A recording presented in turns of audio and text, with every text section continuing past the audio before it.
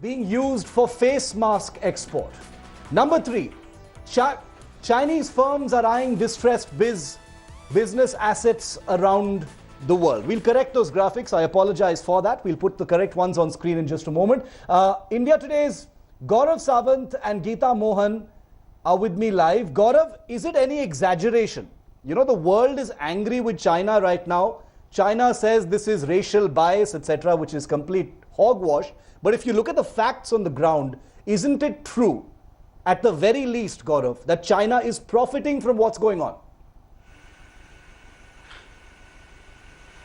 Oh, absolutely, Shiv. And for the world, it's a double whammy. First, the coronavirus, China's biggest sin, covering up. When they should have gone out and told the entire world, China and the World Health Organization stand accused of a massive cover-up and in a way trying to lull the world into a false sense of complacency. When even the WHO went to the extent of saying that there is no evidence of human-to-human transmission when there directly was, and Taiwan had sensitized the world according to multiple reports. And Taiwan and Vietnam were two countries that took preventive measures, and they've been able to contain the situation. But look at how Europe is suffering, look at how America is suffering, and look at how Spain, the first country to say that 640,000 test kits that they had ordered from China, the first lot of 9,000 test kits, rapid test kits, they're supposed to have 80% accuracy. Shiv, they have less than 30% accuracy, and it's not just Spain alone.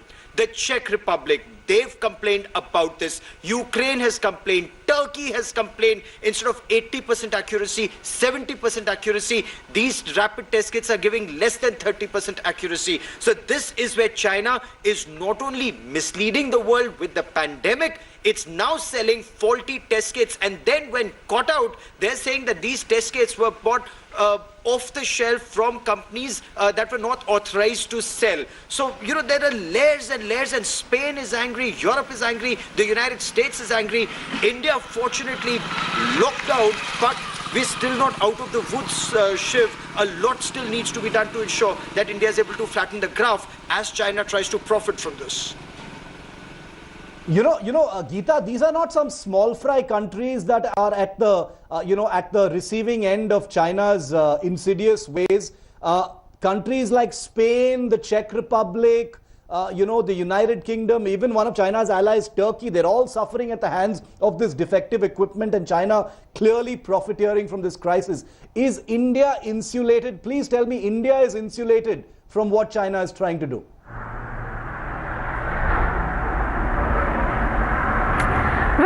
Quite insulated, but not completely, Shiv. Today we had a press release from the Chinese embassy in New Delhi that the first medical equipments have arrived, first batch of medical equipments have arrived, being funded by Alibaba Foundation and being given to NGOs over here. We do not know whether that includes testing kits, because it certainly can't. There are registered testing units and laboratories that are involved in the Indian administration, or in India, so to say. But in terms of other medical equipment, there is a first batch that has arrived. We again will have to wait and see what that equipments are really going to help in the COVID, in battling COVID-19.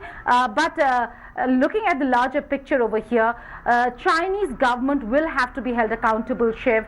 We've seen them arm twist the WHO into delaying even the announcement of COVID-19 as a pandemic. We've seen them arm twist Italy into continuing flight operations after the world over, including India, the countries had stopped their flight operations with China. And look at the kind of state of affairs that Italy has landed itself in. Europe is absolutely under the economic grasp of China, and one can see that in the kind of arm twisting that China has done, not just there, but also at the United Nations Security Council and at the United Nations General Assembly, where we still wait for a proper discussion on COVID-19 and accountability pinned down on the Chinese administration. No discussion yet, only proposals.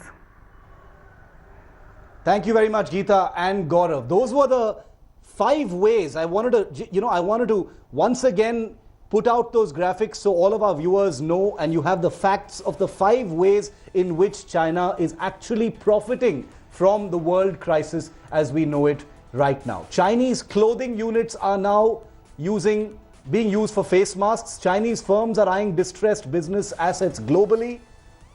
Chinese firms are making ventilators for export. That is the kind of blood-sucking culture China has been reduced to. First create the crisis and then profit from the world's attempts to fight that crisis. An incredible, insidious nation is now a threat to the world. And I'm not exaggerating. This has nothing to do with race. We're all a part of Asia, but this is what China has brought the world to. A 57-year-old female shrimp seller in China's Wuhan city, the epicenter, the originating point of the coronavirus pandemic, has been identified as one of the first victims of this contagious virus. Here's how it all began in a wet seafood market in Wuhan.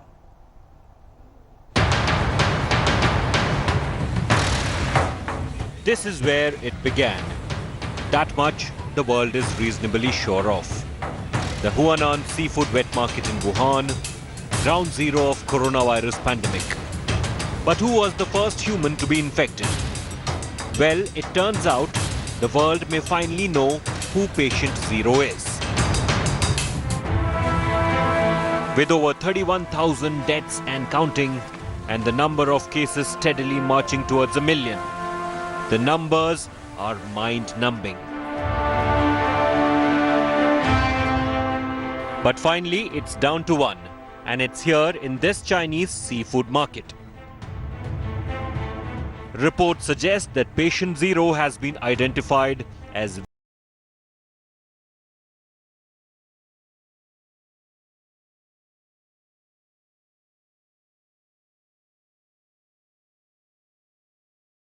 exploded from patient zero.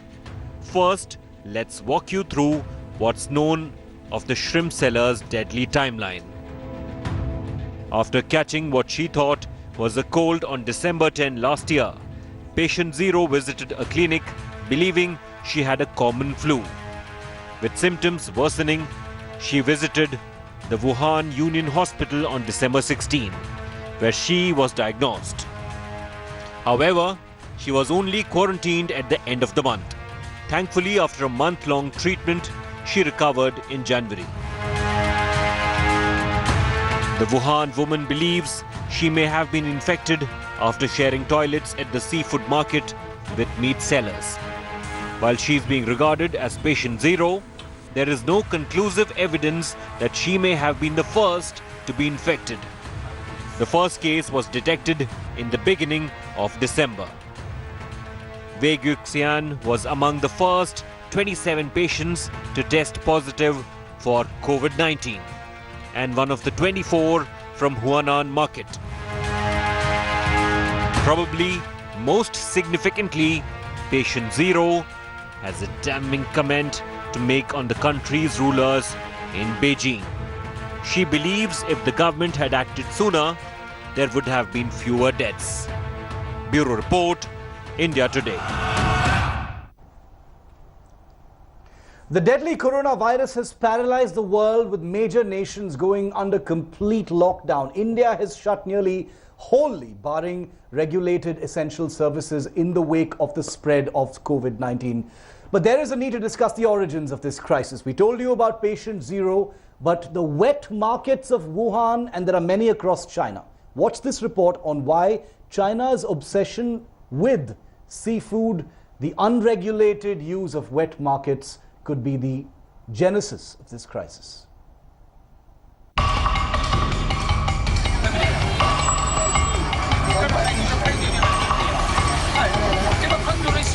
These visuals speak volumes about the quality of meat that is being consumed locally within China. There have been massive sparring between China and the US over the origin of the virus. I would like to begin by announcing some important developments in our war against the Chinese virus. We'll be invoking the Defense Production Act just in case we need it.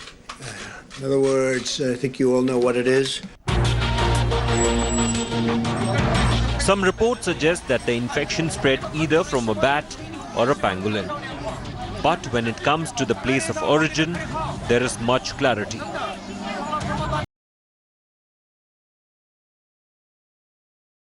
successfully isolating the novel coronavirus that it came from wildlife animals sold in the market in downtown Hankou of Wuhan City. 通通都是人类和野生动物的不当接触造成的。 This is not food, but a health hazard, violating all standards and norms.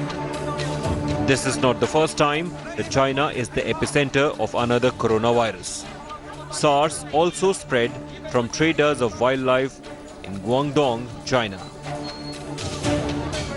The Hankou wet market has a section that sells exotic animals and birds as well, those that are not approved by the government. But China has been rather lenient on these matters. The wet market had a section selling some 120 wildlife animals across 75 species. While the mistreatment is not a secret, the growing subculture of wildlife eating has also become a status symbol. It's not really the eating of wildlife, it's the hunting, the capture, and killing them and cutting them up. And getting exposed to the blood and the feces and urine. That's where these viruses get across. Videos of people eating bats, rodents, snakes and other creatures can be found in abundance online. But China hardly enforced any of the laws and wildlife trading continued unabated. Until COVID-19 hit the South Asian giant, crippling its entire system.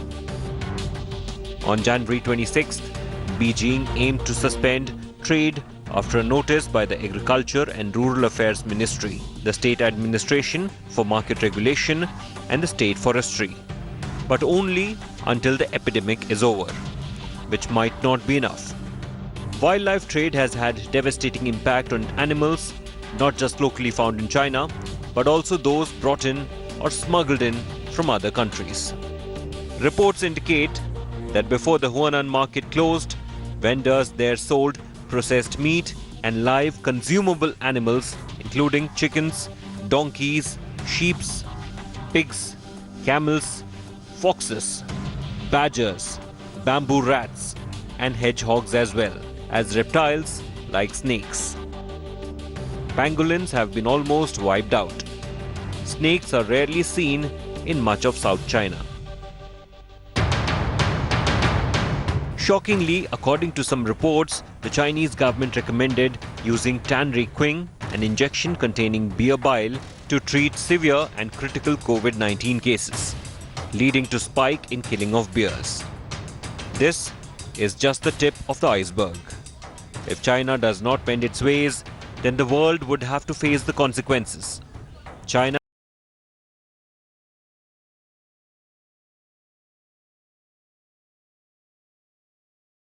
it will be a long way off from becoming a superpower. Experts believe the outbreak of both coronavirus and SARS started in Chinese wet markets.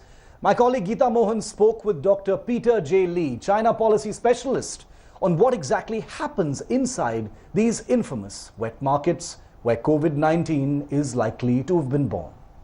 If you could begin by explaining to us what are these wet markets of Hankou in Wuhan that has been the epicenter of the outbreak? The Hankou market in Wuhan is a typical marketplace where you can get almost everything from fresh vegetable to meat, pork, beef, mutton, and seafood. There is also a section where you can get wildlife animals such as snakes, civet cats, and other wildlife animals of about 75 species, but typically people don't go there. So the wildlife animals are sold to small restaurants, I believe. So that's why that's a typical, marketplace.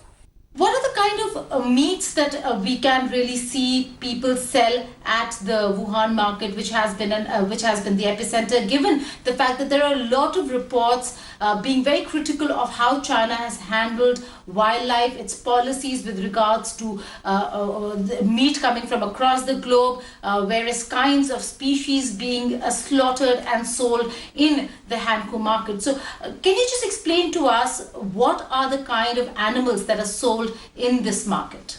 In China, there is not a clear demarcation as to what can be sold and what cannot be sold.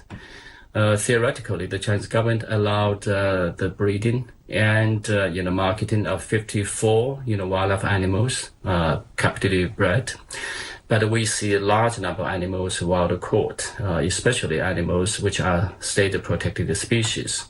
So China's wildlife market is beyond the reach of Chinese laws. There is a complete lawlessness there. So I would say it is a line of business that the Chinese government should crack down upon. Professor Lee, you speak of many kinds of wildlife. Now, could you just tell us exactly what the rules and regulations and laws of China has been when it comes to trading in wildlife? China has banned wildlife consumption and wildlife trade, but I would say this is not enough, even though the decision to ban wildlife trade and consumption is the most commendable step taken by the Chinese government.